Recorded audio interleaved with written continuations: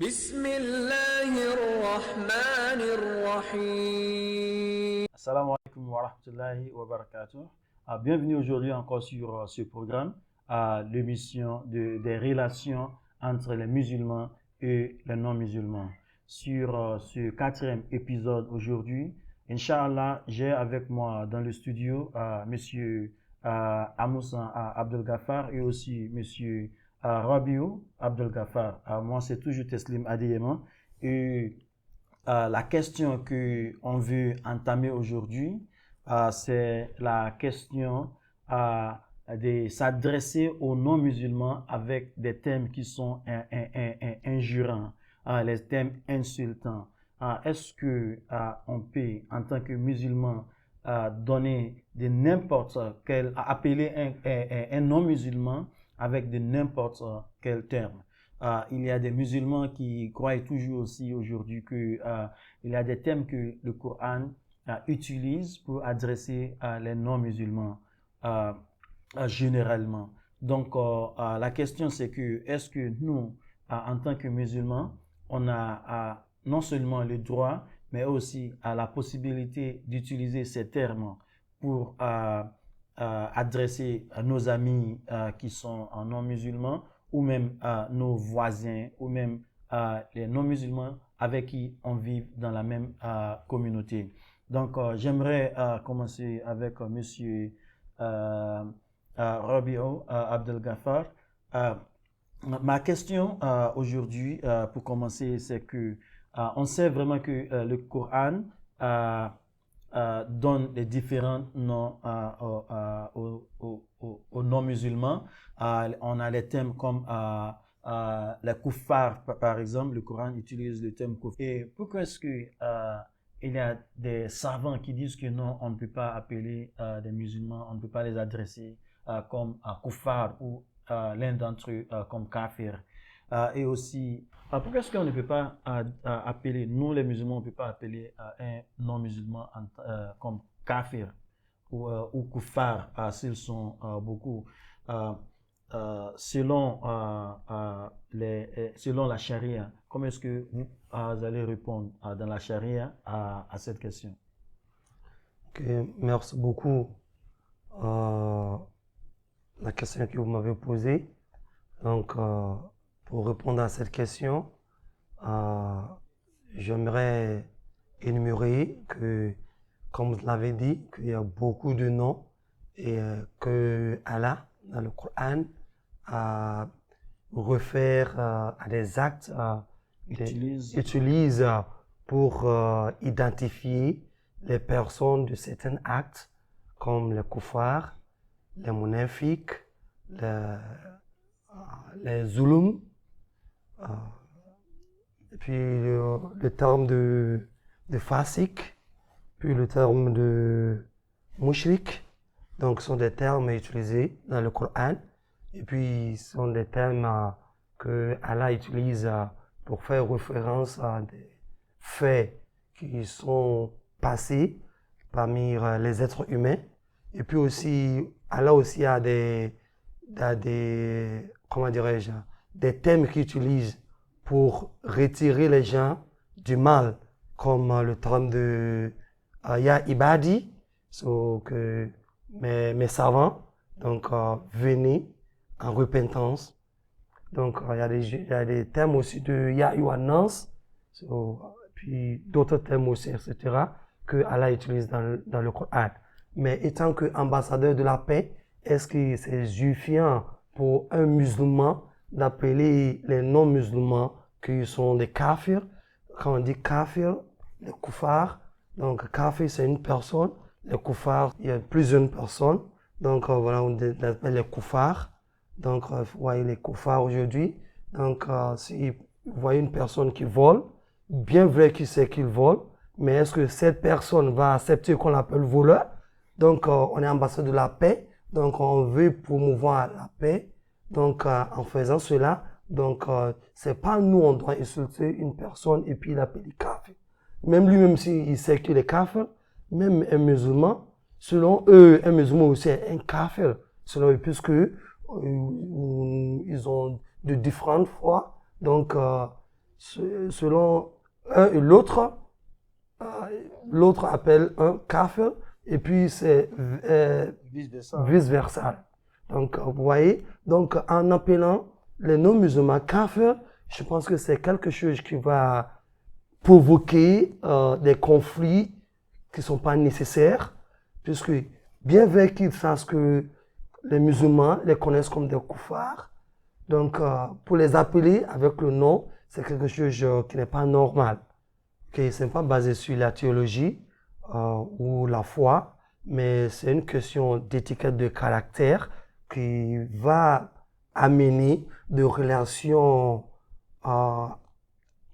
positives parmi les musulmans et les non-musulmans.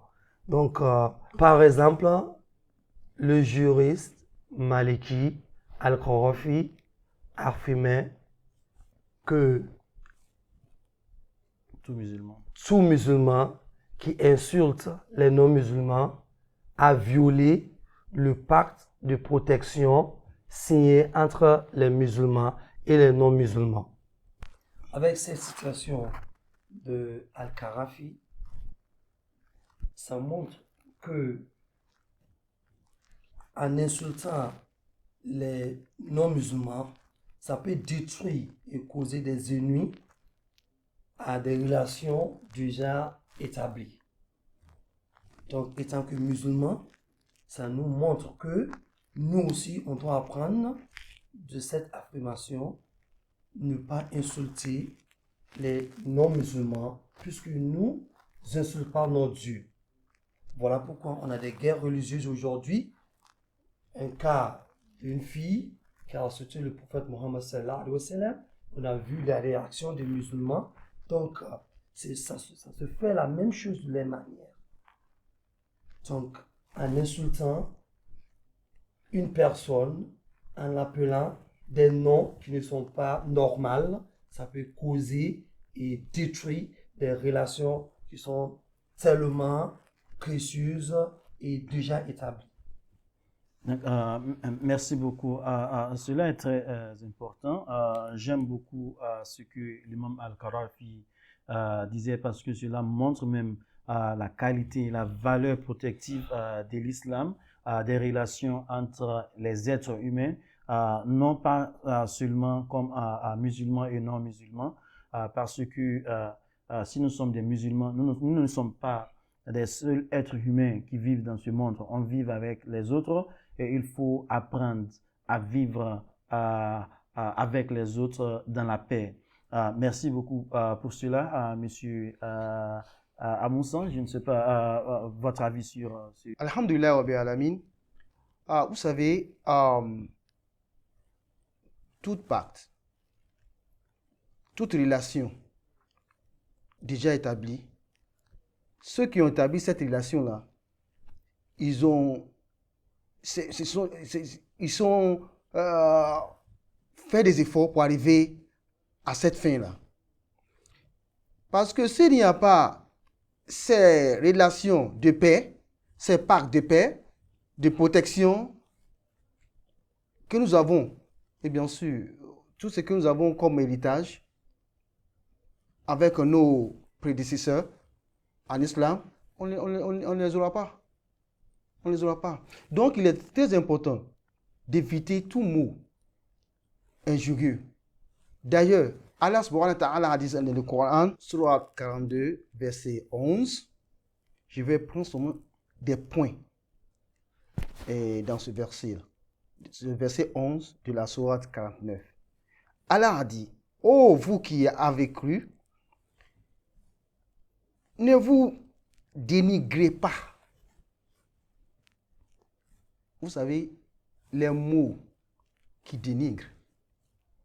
Vous êtes à un haut niveau, vous occupez un rang dans la société, on vous lance des propos qui mettent à nuit votre image, votre réputation dans la société. Allah dit, Allah connaît déjà les conséquences du dénigrement. À quoi cela pourra aboutir? Allah nous dit dans ce verset, de ne pas nous dénigrer. Ce n'est pas seulement les croyants, mais tout le monde. Ne vous dénigrez pas et ne vous lancez pas des sobriquets injurieux. Ah, c'est cela que nous avons passé tout à l'heure. Kafiri, Munafiki, Jahiliya. Ok, vous direz à quelqu'un, ignorant. Vous voyez, c'est trop. C'est trop fort. Parce que les conséquences de cela, quelqu'un que vous avez insulté, que vous avez traité des mots que Allah a utilisés pour qualifier les actions de certaines personnes et que vous utilisez directement sur une personne. C'est trop fort. Par exemple, un musulman, un croyant comme vous, si peut-être que vous avez eu une histoire ensemble, des mésententes, et vous dites kafiri. Vous lui dites kafiri. C'est trop fort.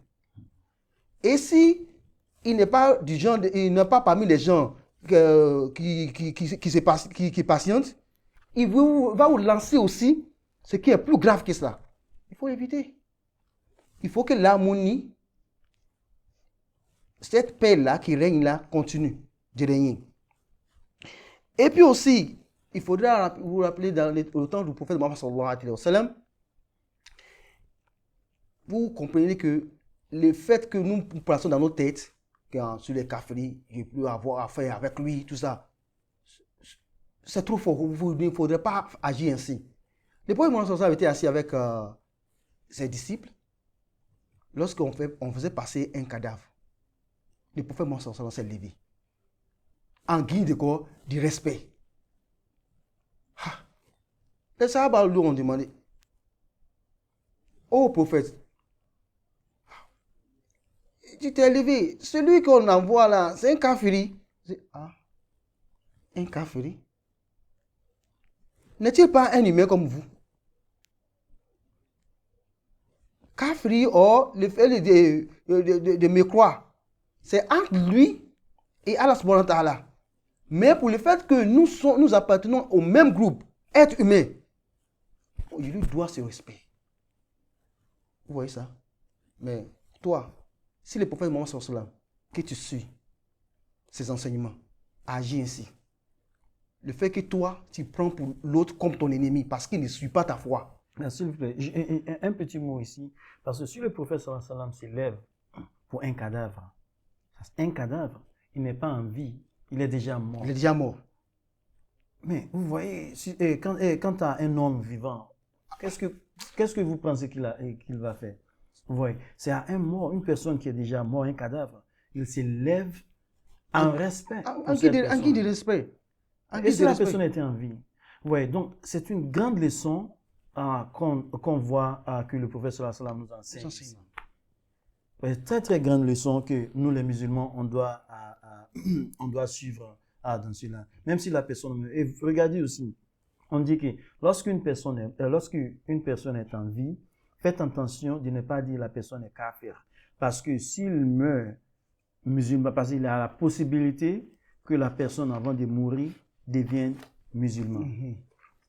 Vous voyez. Donc, mais si la personne meurt et qu'on est sûr qu'il est mort en tant que kafir, on sait que cette personne est kafir, on peut dire avec confiance que cette personne est kafir. Oui. Et il va en enfer. Mais voici une personne qui est morte, kafir, et on sait qu'il va en enfer. Cette personne va en enfer et le prophète sallallahu alayhi wa sallam s'élève pour lui en guise de respect. Vous voyez, donc, c'est une grande leçon pour nous les musulmans. On doit respecter soit musulmans, soit non musulmans. Ceci est très très important pour la communauté musulmane à connaître, à savoir. Ce sont des choses qu'on doit apprendre du prophète sallallahu alayhi wa sallam. Oui, évidemment. Pour finir, vous voyez aussi que si Allah subhanahu wa ta'ala qui a envoyé le prophète Mohammed sallallahu alayhi wa sallam, la manière dont, depuis le début, nous avons parlé aussi comment Allah les a classés. Allah les a donné leur respect. En tant que être humain, et puis aussi en tant que les gens à qui il a envoyé un guide, un livre. Alors, si nous, ils n'embrassent pas notre religion, ce n'est pas pourtant qu'on doit créer une guerre entre eux. Non. On n'a rien à gagner. Nous-mêmes, on ne serait plus en sécurité. Parce que pour sortir, on va regarder à gauche, à droite. Parce qu'on sait que ce qu'on a fait déjà, les troubles qu'on a causés, les conséquences nous attendent dans les endroits. Et puis, si on est parti. Nos enfants qui sont là, ils sont en danger. Donc, n'importe où on se trouve, vivons avec paix, comme étant les mêmes familles. Et puis, il n'y a rien à faire. Hein. On ne peut pas changer notre premier père, hein. Nos premiers parents, le prophète Adam, avec notre mère, Hawa. Nous sommes les frères et les sœurs. Vivons tels que c'est. Laissons kafri ou non pas kafri. Laissez Allah subhanahu wa ta'ala juger entre nous. Donc, merci beaucoup. Donc, on a approché cette question, sur le plan sur un plan intellectuel.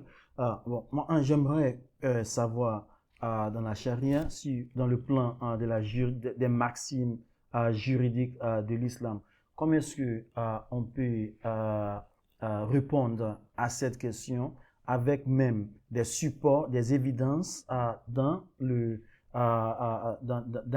sources de lois juridiques dans l'islam. Bien sûr. Le maxime est un résumé de l'esprit de l'islam. Et on a 5 phrases. Sinon, c'est résumé en 5 phrases. Je vais seulement les mentionner. On verra que si on tient compte de ces 5 phrases, eh bien, notre communauté, notre vie sera paisible. On vivra dans la paix, la sécurité, dans l'harmonie. Tout ce qui est hostilité n'aura pas de place dans notre société. Premier principe, toute chose est jugée selon son intention, selon ses buts et ses conséquences. Cela veut dire que, par exemple, dans le Coran, Allah a dit n'insultez pas les dieux. Allah a dit dans le Coran, n'insultez pas les dieux, pour ne pas qu'eux aussi insultent le vôtre. Allah est trop glorieux pour que quelqu'un, un être qu'il a créé, lui lance des injures. Ton Dieu est ceci, ton Dieu est cela. Mais s'il réplique, c'est pas à toi il va s'adresser. Il va vouloir dénigrer celui en qui tu crois. Et ça va te faire mal. En conséquence, tu vas faire sortir ton épée en vouloir te battre. Mais qui a commencé, c'est toi. Donc, laisse-les avec ce qu'ils adorent. Rappelez-vous de la surah Al-Kafirun. Kul ya ayyuha al-kafirun, la abudu man ta'budu, wa la antum abiduna ma abud, etc., etc. Vous avez compris que cela, Allah les a mis dans les places. Bien. Deuxième principe, la certitude n'est pas annulée par le doute. Ce qui est certain, c'est dont on a vu qui se présente clairement, réel, ne peut pas être annulé, sont effacés parce qu'on a par un propos douteux. Il paraît que l'imam, tu n'es pas sûr de ce que tu dis. Alors quelqu'un nous dit que je l'ai vu, il est à la maison actuellement. Il me dit qu'il vient. Il m'a même donné son sac d'amener à la mosquée. Et toi, tu dis, ah, c'est pas ce que... Donc, j'ai pris un exemple pour savoir que quand la certitude a plus de rigueur, ne peut être remplacée par ce qui n'est pas sûr, ce qui est douteux. Il faut laisser tomber tout ce qui est douteux et aller à la certitude. Et c'est la certitude qui va avancer. Les propos douteux ne nous amènent nulle part. Et bien, le troisième principe, c'est le mal doit être éliminé. Le mal doit être éliminé. Pour supporter ce principe, il y a un hadith de Abdallah qui a dit que il y a quelqu'un qui est venu voir le prophète Mohammed sallallahu alayhi wa sallam, et lui a dit quelle est la meilleure partie de l'islam. Et le prophète Mohammed sallallahu alayhi wa sallam a répondu que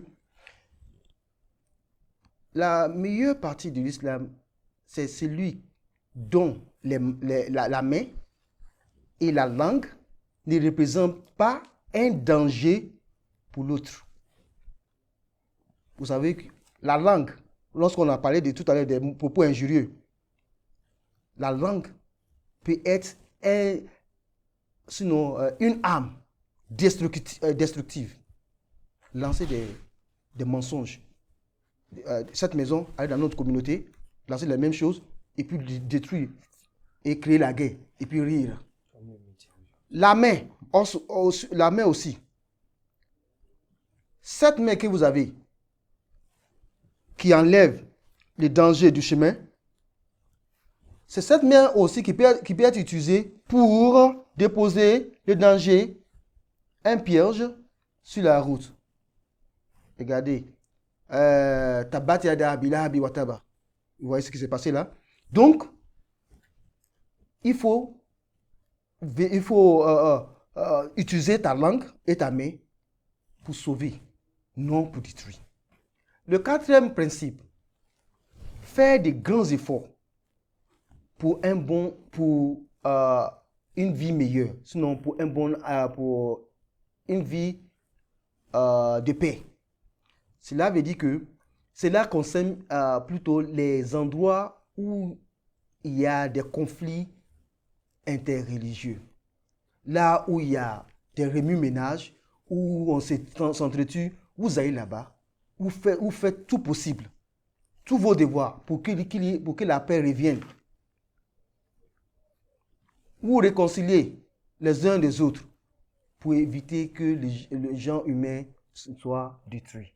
Et finalement, le cinquième principe, la coutume peut servir de la base de la loi. Vous savez, coutume, c'est tout ensemble de la manière de vivre, de manger dans une société donnée. Alors, selon leur manière de vie, on peut faire sortir des règles, sinon des lois, des paix bien sûr, pour protéger cette communauté-là. Kafri est injurieux, comme d'autres mots, munafiki et bien d'autres, il faut les éviter. Donc, voyez votre coutume. Si votre coutume va à l'encontre de la paix, à la protection, il faut l'éviter. Il faut changer cette coutume-là. Et c'est fort possible qu'Allah nous aide. Amen. Et qu'Allah installe la paix dans tout endroit où il y a la guerre, où il y a des conflits. Donc, merci beaucoup. La coutume sert comme une base pour loi. Je crois que ce principe est très très important aussi. Quand on parle des relations, des bonnes relations, des relations de cohabitation entre musulmans et non-musulmans, souvent si dans la coutume, par exemple, d'un peuple, il se fait que il y a quelques mots que si vous articulez, les autres ne seront pas contents parce que c'est comme si vous les insultez. Donc, pour cela, il est interdit aux musulmans d'utiliser ces mots envers les non-musulmans. C'est comme si aux États-Unis, quand vous voyez les Américains noirs, quand les Américains, quand les Blancs les adressent en tant que négros, ils ne sont pas contents. C'est comme injure. Mais parmi eux, ils peuvent s'appeler négros, mais quand une autre personne qui n'est pas de leur race les adresse ainsi, bon, ça devient un peu de problème, vous voyez. Donc, parce que ça, dans les coutumes, c'est une injure qui n'est pas acceptable. Donc, je crois que ce qu'on veut dire ici, c'est que c'est très, très important pour les musulmans de protéger la paix, parce que les relations paisibles sont des relations qui aident le progrès d'un peuple. Donc, quand on va à l'encontre du progrès, c'est très, très dangereux et le musulman n'est jamais contre le progrès. Donc, c'est quand on adresse ce sujet, cette question, avec les principes juridiques de la charia. Monsieur Rabi Abdghafar, comment est-ce que le maqasid de charia adresse ces sujets, cette question d'injure, cette question d'utilisation des mots injuriants envers les non-musulmans? Merci pour répondre à votre question. Le maqasid, le maqasid de la charia sont les objectifs majeurs de l'islam, à savoir la préservation de la dignité de l'homme. On voit dans le Coran, elle a sa manière de s'adresser aux gens comme les descendants d'Adam, Ya Bani Adam, ou vous les descendants d'Adam. Et puis aussi ici, il veut s'adresser aux musulmans, qui sont les croyants, dit Ya ayyuhal ladhina amanu. Et puis on voit ici, il veut s'adresser à tous les non-musulmans, il appelle Ya ayyuhal kafirun. Donc on se voit que Allah aussi nous montre la préservation de la dignité. Quand Allah s'adresse à l'humanité, il dit Ya Bani Adam, qui veut dire les enfants d'Adam, les gens qui importent sans distinction, les gens qui l'adorent et les gens qui ne l'adorent pas. Et cela nous appelle à nous reconnaître que nous sommes des frères, de même père et de même mère. Et nous aussi, on doit préserver la dignité de l'homme dans ce contexte. Et aussi, on voit dans la hadith de Nawawi, aime pour ton frère ce que tu aimes pour toi-même. Le frère utilisé ici, le mot frère utilisé ici, signifie le frère de l'humanité, mais pas pas seulement le frère de la maison ou le frère de la même foi. On voit aussi que les maqasid de la charia protègent aussi la vie, les propriétés, et puis aussi les discours de haine. Protège contre les discours de haine et aussi des injures, puisque les injures peuvent provoquer des conflits inutiles dans la société.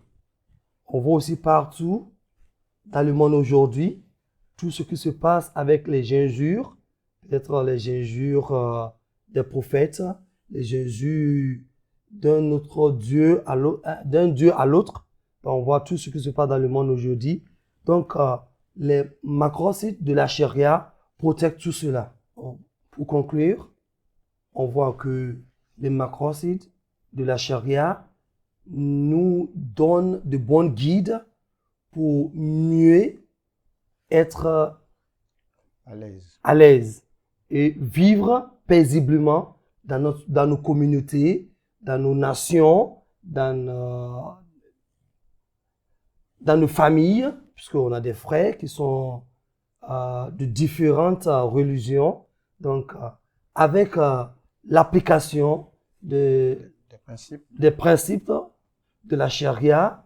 Donc, cela nous amène à bien vivre et avoir de beaux sociétés, de belles sociétés plutôt, de belles sociétés qui vont nous donner la paix, la justice et tout ce qui incarne l'humanité pour son bien-être. Donc, merci beaucoup, Monsieur Amoussan. Votre avis sur la manière du Maqasid, la manière que le Maqasid essaie de répondre à cette question des mots injuriants envers les non-musulmans. Eh bien, il faut le dire, le Maqasid a touché tous les aspects de la vie. Tout ce dont on a besoin pour sauver ce monde.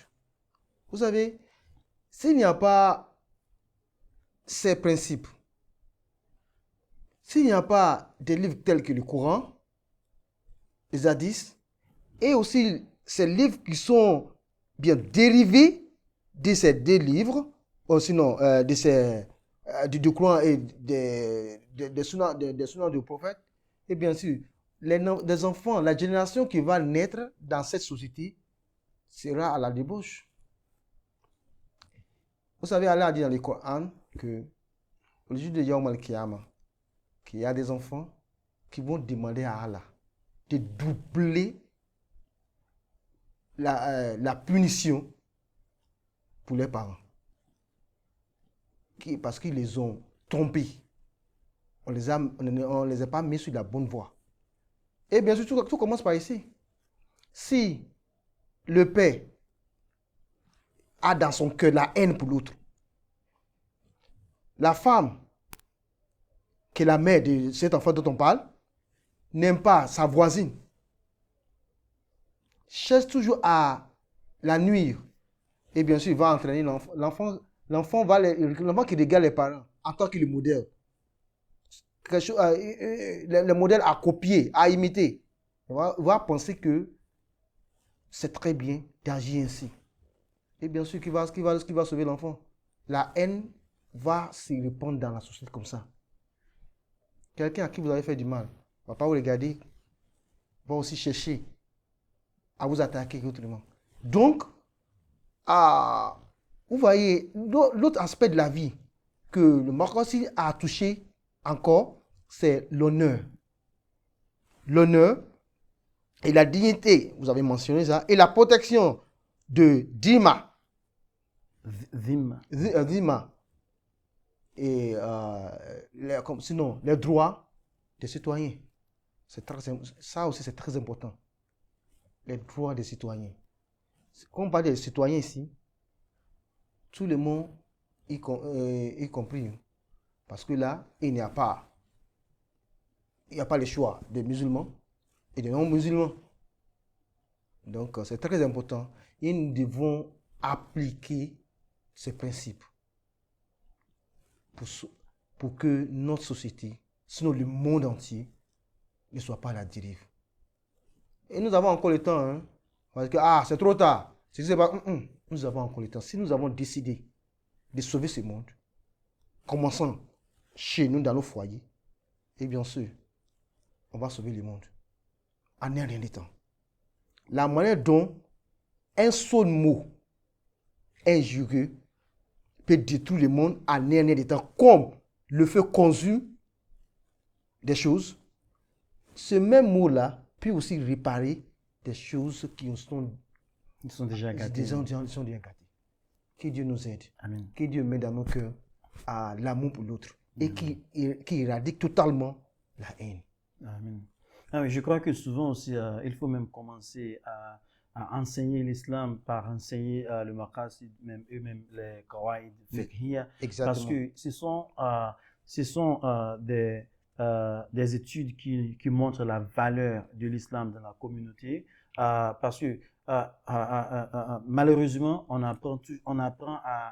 on commence à apprendre l'islam par les actes rituels qui sont les actes seulement individuels, pas les actes qui nous montrent comment vivre paisiblement, comment cohabiter avec l'autre. Et l'autre que je parle, c'est l'autre qui n'est pas dans notre religion. Donc, je crois que ceci est très, très important. Quand on enseigne nos jeunes hommes à l'islam, il ne faut pas seulement se baser sur les actes individuels, les actes religieux individuels, mais il faut aussi ajouter sur cela les valeurs de l'islam. Quelles sont les valeurs de l'islam par rapport au rapport avec d'autres personnes, par rapport à la bonté pour la société, par rapport au progrès même de la société. Ce sont ces choses qu'il faut ajouter aussi dans les études de l'islam. Mais souvent, ces études sont retardées jusqu'à ce qu'on grandisse. Et souvent, parce que on les apprend en retard, souvent on a des notions, même qu'on apprend dans les écoles, dans les écoles coraniques, même dans les écoles qu'ils nous enseignent, les notions de l'opposition à l'autre. Et cela est à l'encontre de ce que le maqasid de Sharia nous enseigne. Donc, on a encore beaucoup de choses à faire, Inch'Allah. Je crois que dans les épisodes à venir, on touchera beaucoup d'aspects, de valeurs de l'islam et comment aussi chercher comment aussi à donner des solutions dans le Coran ou la Sunna du Prophète sallallahu alayhi wa sallam aux problèmes sociaux qu'on a, Inch'Allah. Merci beaucoup pour votre intervention aujourd'hui et je prie qu'Allah subhanahu wa ta'ala vous récompense beaucoup. Et aussi, je crois qu'on va s'arrêter ce jeudi à cause du temps. Merci beaucoup et merci à nos téléspectateurs et à tous ceux qui nous écoutent à la radio. Merci beaucoup. Inch'Allah, on se retrouvera dans l'épisode prochain. Assalamu alaikum wa rahmatullahi wa barakatuh.